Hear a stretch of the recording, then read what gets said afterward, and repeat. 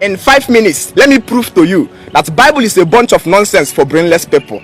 Exodus chapter 9 verse 6. The Bible began to speak. It says, in the 5th week, God killed all the livestock of the Egyptians. Mark the word, all their goats, all their cow, all their oxes. And that same God came down to Exodus chapter 14 verse 9 and began to speak. It says, and Pharaoh went after the Israelites when they had fled with 600 chariots, 600 horses and his chariots. Excuse me, sir. God killed all the livestock living in Egypt on the 5th week in Exodus chapter 9 verse 6. And in Exodus chapter 14 verse 9, Pharaoh still have 600 horses to pursue after the Israelites. This is bunch of nonsense for unreasonable human beings. Joshua chapter 10 verse 12 to 13. The Bible began to speak. It says, and Joshua said to the Lord, let the sun stand still over Gibeon, and let the moon over Ashlon. And the sun stood still until the Israelites won their enemies. Excuse me, sir, we all know today that the reason why there is day and night is because the earth is rotating and not the sun.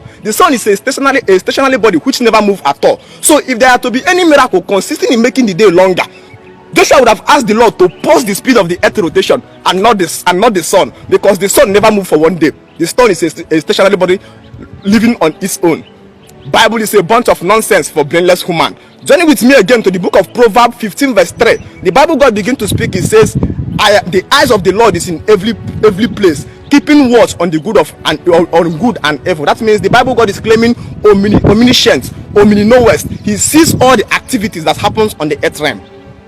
He came down again to Isaiah chapter 46 verse 10. He says, I am God and there is none like me. Only I can tell you the future before it happens. For everything I plan happens the way I planned it. Isaiah chapter 46 verse 10. This is God claiming all-knowing ability.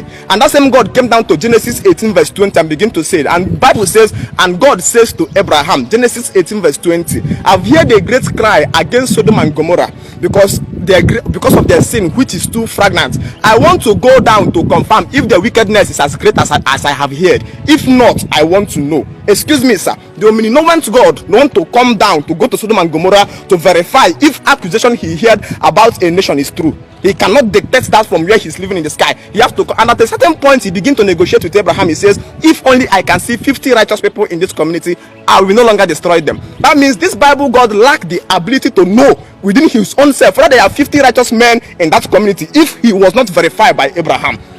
That same God who told that my eyes is in everywhere, keeping watch on good and evil, in the book of Proverbs 15 verse 3, was the same person who was watching Cain kill his brother Abel. And later he came out to ask Cain. He says, Cain, where is your brother Abel? For the blood of your brother is crying upon my head. That means that Bible God was somewhere watching Cain kill Abel, and he kept that calm.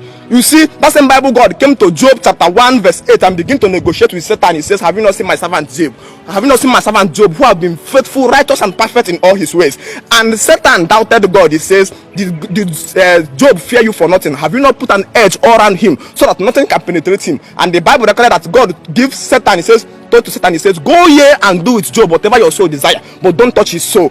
So God offered Job as a gambling to Satan to go and play with his wealth, peace of mind and life, just to verify, to know if Job will disappoint him. So God tempts men, knowing fully well that men know who have ability to know the future, to see how or the depth of the heart of people, equally put those people to test to know whether what he thought about them is reality. You see that God knows nothing about you. He is just praying, gambling on you. This is a shadow boxing. That God is an illusion and does not exist. It's just a carved out European ideology to control or to rule the world. That's the government of the day. That's why the pastors today are called man of God. Man of God is simply a man of the government. The man of the government does a great work in shifting the responsibility of the government to an unexisting Satan. That's why the government can never fight against the church. People get mind, but what I focus on now, if I say this boy and a brother to Katefe, what do you say? What do you have to say about what you talk on this video? Respectively, analyze without insult. Can you say something concerning what he said? One love.